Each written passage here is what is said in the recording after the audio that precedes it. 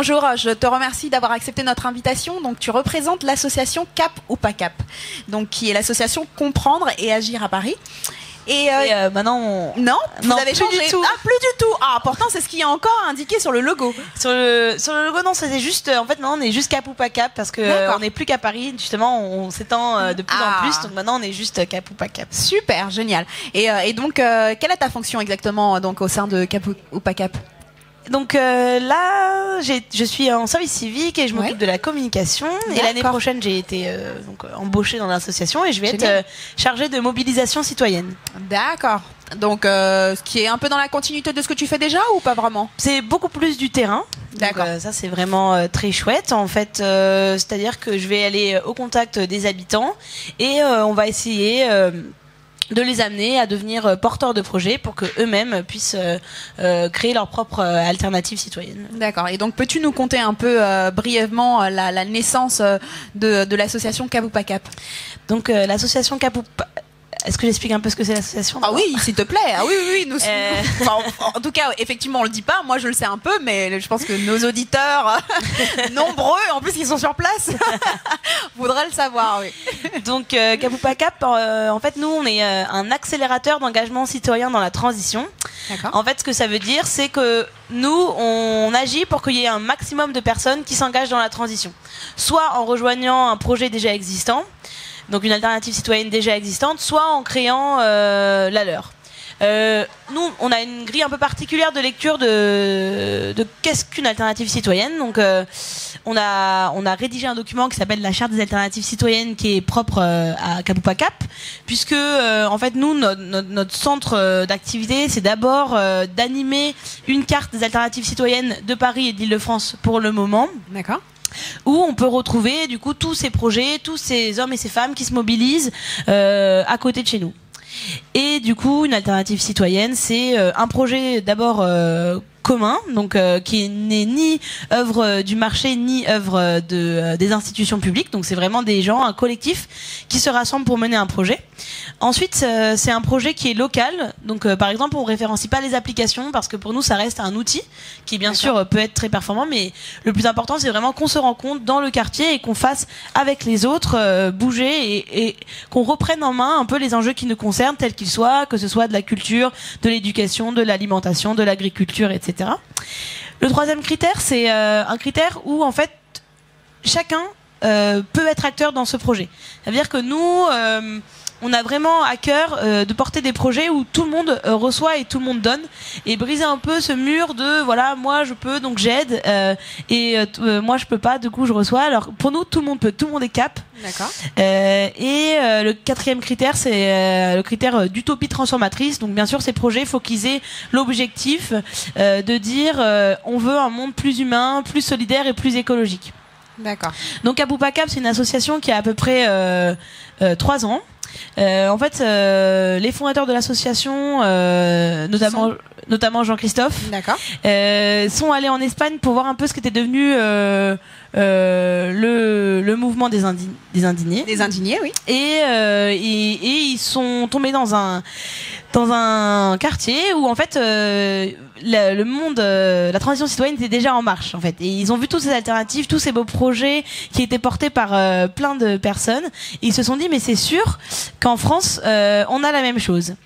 Du coup, ils sont revenus en France, ils ont commencé à chercher un peu ces projets et ils ont fait plusieurs constats. Le premier constat, c'est que la France regorge d'alternatives citoyennes, oui. Mais le deuxième constat, c'est qu'elles ne sont pas assez mises en réseau et que du coup elles sont aussi inconnues. Du coup, c'est comme ça qu'est né Cap ou pas Cap, et du coup la carte pour les mettre en avant ces projets, etc. Aujourd'hui, on a vraiment varié nos activités. Oui. Donc on a cette carte, on organise également des petites choses qui s'appellent des capéros. Je vois que tout à l'heure tu parlais de ta passion pour les apéros. Oui, c'est ça, exactement. Encore des apéros à boire. Donc oui, je suis intéressée. C'est plutôt des repas en fait préparés à partir d'un vendu où des alternatives citoyennes viennent se présenter et viennent présenter leurs projets et comment les rejoindre concrètement. À côté de ça, on monte aussi des projets avec les habitants pour avoir un peu un espèce de déclic par le faire. Donc notamment dans le 12e, on a monté 2 projets qui sont la boîte à dons place Félix Éboué et le garde-manger solidaire qui se trouve avenue de Charenton. D'accord. Et du coup, voilà, donc ces projets, c'est du coup des armoires sur l'espace public où chacun peut venir déposer et ou prendre sans obligation de réciprocité des objets dans le cadre de la boîte à dons et des aliments dans le cadre du garde-manger. D'accord. Donc encore une fois, pour recréer du lien social, un monde plus humain, plus solidaire et plus écologique, puisque ça permet également de limiter le gaspillage. D'accord. Et en fait, cap ou pas cap, donc ça a un peu changé, c'est plus du tout parisienne, mais cap ou pas cap, c'est quand même, ça résonne quand même un défi lancé aux citoyens qui serait en fait, es-tu capable toi de t'inscrire de prendre part en tout cas dans la société, dans une société plus respectueuse, plus humaine, plus solidaire. Et donc, est-ce que vous, chez Cap ou pas Cap, vous accompagnez en fait ceux qui voudraient s'inscrire dans des nouveaux projets, qui voudraient créer eux aussi, qui voudraient, ou en tout cas peut-être juste rejoindre des associations qui existent déjà. Qu'est-ce que vous Alors, je pense qu'à Cap ou pas Cap, on a différents types d'accompagnement. Déjà, la carte, c'est un premier accompagnement puisque ça permet à chacun d'avoir les clés pour connaître les alternatives et les contacter. Puisque sur le site, il y a tous les contacts disponibles. Donc, ça dépend. Des fois, c'est des emails, des numéros de téléphone, des Facebook, des sites internet. Donc, pour rejoindre ces alternatives. Ensuite, dans tous les projets qu'on monte, que ce soit du mobilier collaboratif ou autre, c'est fait avec les habitants, donc c'est aussi les accompagner un peu à comprendre dans un premier temps ce qu'est une alternative, comprendre ce qu'est la transition et comprendre aussi que finalement s'engager dans ce processus c'est facile. D'accord. Et puis après, par exemple, suite à la création de la boîte à dons et à sa diffusion, on a eu pas mal de prises de gens qui nous ont contactés pour nous dire comment on fait, comment vous avez fait, etc. Et nous, on se fait un plaisir de répondre à toutes ces questions et de voir qu'il y a des petits groupes de personnes qui se mobilisent un peu partout pour monter ce genre de projet. Donc, d'accord. Et puis on a un quatrième, je dirais, un quatrième mode d'accompagnement un peu plus institutionnel, c'est que Cap ou pas Cap accueille de nombreux services civiques. Par exemple, l'année prochaine, il y en aura 10.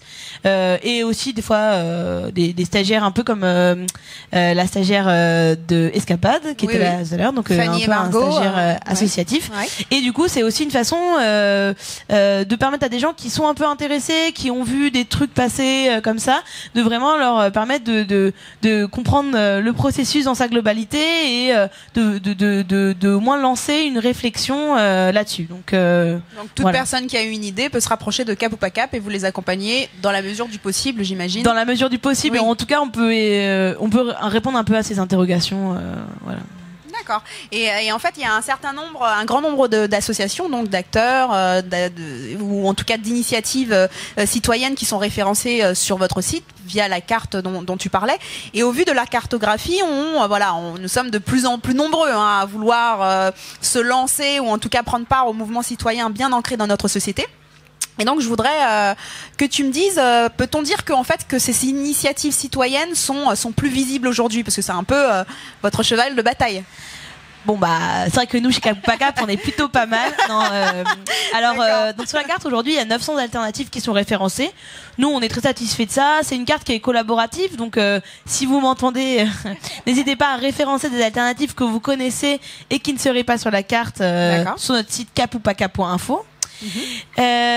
Mais en tout cas, globalement, dans moi, ce que je vois dans notre société, dans le monde aujourd'hui, j'ai l'impression que oui, il y a vraiment un mouvement là-dessus, que ce soit de la part des citoyens, ce qui me réjouit et ce qui nous réjouit, je pense, énormément. Il y a énormément de projets qui sont lancés tout le temps. Par exemple, là, dans le 12e, il y a une coopérative alimentaire qui est en train de se créer, qui s'appelle le Panier du 12. Donc ça, c'est vraiment très chouette. D'accord. Et également au niveau par exemple des institutions aussi, on voit que des fonds se développent pour des subventions pour des gens, par exemple le budget participatif, etc. Donc je pense qu'il y a un véritable engouement là-dessus, de questionnement aussi de comment je consomme, quel est l'impact finalement de ce que je fais en général, etc. Donc moi en tout cas j'ai l'impression que les alternatives elles sont de plus en plus visibles et faut pas s'arrêter là. Enfin, je veux dire, elles sont de plus en plus vives. Ça veut pas dire que tout le monde les connaît, tout le monde est au courant, mais je pense qu'il y a encore du travail à faire là-dessus. Mais en tout cas, je pense il y a vraiment un mouvement positif là-dessus. D'accord. Et donc tu disais que vous étendez un peu vos activités, ou peut-être que c'est en projet, parce que cette carte, quand on va la consulter sur votre site internet, elle répertorie les initiatives citoyennes en Île-de-France, Grand Paris en tout cas, si on parle un peu plus loin. Mais est-il prévu de l'étendre à toute la France ? Alors oui. pas l'année prochaine. Mais en tout cas, nous on a un projet vraiment d'essaimage, en tout cas qu'on a pris en compte dans la façon dont on s'organise au sein de l'association, etc. Notre but c'est vraiment de pouvoir cartographier toutes les alternatives de France. Après, ce qu'il faut se dire, c'est voilà, en tant que Parisien, des fois, on a un peu l'impression de d'être les meilleurs, etc. Oui. Mais par exemple, nous, avec Capupacap, on a monté un frigo solidaire dans le 18e. Donc c'est un frigo en libre accès où, un peu comme le garde-manger, on peut venir déposer et ou prendre des aliments. D'accord. Et par exemple, cette initiative, en fait, elle avait déjà été créée à Metz, à Toulouse, dans plein d'autres pays, en fait. Donc Paris n'est pas forcément en avance sur là-dessus. Et enfin, il y a plein de villes, par exemple, Montreuil n'a rien à envier en termes d'alternatives citoyennes à Paris. Donc pour nous c'est tout à fait enrichissant d'aller voir plus loin, de s'ouvrir voir ce qui se passe ailleurs aussi. Exactement. D'accord. Et en fait bon, ça fait 3 ans, c'est ça, que vous existez. Donc trois petites années, ça passe vite, vous avez fait énormément de choses. Et donc quel bilan toi tu fais des actions de Capupacap? Alors moi j'ai rejoint l'association il y a 6 mois, mais d'accord. Mais j'en ai discuté du coup avant cette interview avec les autres membres de l'association. D'accord. Et je pense que nous on a un bilan assez positif de nos actions finalement. Je pense que déjà 900 alternatives référencées sur la carte à Paris et en Île-de-France. Je pense que déjà ça c'est très positif. Ensuite, je pense qu'on a quand même atteint un peu un statut un peu de référence sur ce truc d'alternative. On est souvent contacté par des bailleurs sociaux, par des villes, etc. pour dire voilà, aidez-nous à faire en sorte que les gens portent des projets. Donc je pense qu'il y a, et ça aussi qui nous fait dire que les alternatives sont de plus en plus connues. Ouais. Et puis je veux dire, on a nos fidèles, on arrive à aller chercher d'autres personnes qui n'ont pas forcément qui connaissaient rien du tout à la transition, etc., mais à qui notre message parle, etc. Et pour nous, bien sûr, je pense que là aujourd'hui on est sur des bonnes bases solides après 3 ans pour justement pouvoir se permettre de vraiment s'agrandir, de mener des projets plus ambitieux. Par exemple, en fait, là, je parlais tout à l'heure du budget participatif. Oui. Nous, dans le 12e, on a proposé un projet qui va être présenté au vote des Parisiens en septembre, qui s'appelle 12 boîtes à dons dans le 12e. Du coup, donc on demande à Paris un petit budget pour construire 12 boîtes à dons dans 12 quartiers du 12e, pour permettre à chacun de vivre un peu cette expérience ultra simple de solidarité près de chez soi. Et ces boîtes à dons seraient construites justement avec les habitants, etc., pour aussi pouvoir diffuser ce message de transition. C'est un projet qu'on n'aurait pas forcément pu se permettre avant, puisqu'on n'avait pas ni les moyens humains, ni l'assise financière. Exactement. D'accord. Et en fait, donc toi, l'association Capupacap est quand même au cœur de pas mal d'activités. En tout cas, vous êtes au courant, vous êtes devenu une référence. Et en fait, toi ou les membres de l'association Capupacap, vous avez, vu sur les différents projets. Donc, est-ce que tu pourrais partager avec nous 1 ou 2 projets qui qui à ta connaissance ont rencontré un succès et quels ingrédients selon toi ont permis ce succès? Alors moi, je pensais à 2 projets. Le premier, c'est Hologramme Global. Qu'on a reçu d'ailleurs à l'émission On n'a pas fini d'être ensemble. Exactement. Donc si je fais un petit brief rapide. Donc en fait, eux, ils vont récupérer les invendus auprès du marché et après ils font des redistributions gratuites. Donc pour limiter le gaspillage alimentaire et favoriser la solidarité.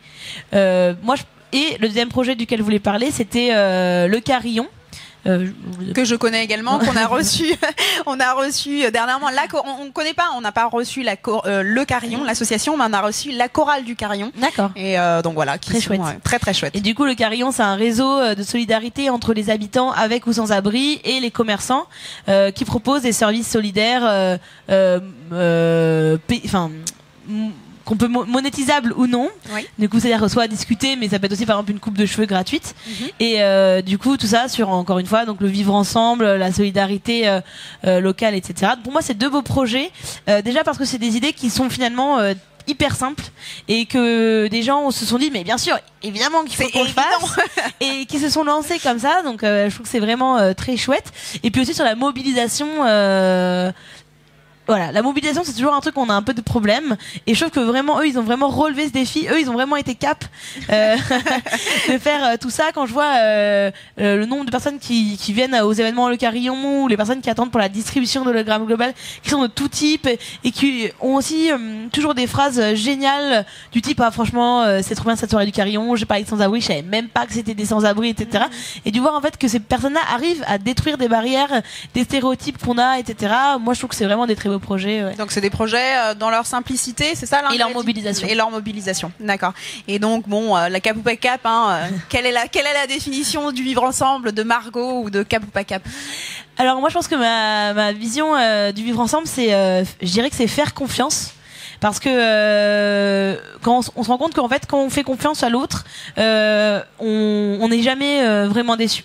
Par exemple, pour reparler de nos projets, mais par exemple la boîte à dons, tout le monde dit mais ça marchera pas, on n'est pas en Suède ici, tout le monde va la détruire, etc. D'accord. Cette boîte à dons qu'on a construite à Place Félix Éboué, elle a à peu près un an et demi, et il y a personne qui l'a détruite, et les gens prennent très soin, ils sont très contents d'avoir ce mobilier. Et voilà. C'est fou. Ouais. Et du coup, voilà, vivre ensemble, c'est se faire confiance. Voilà, l'homme n'est pas un loup pour l'homme, malgré ce qu'on veut nous faire croire, et je pense qu'on a à se respecter et se faire confiance.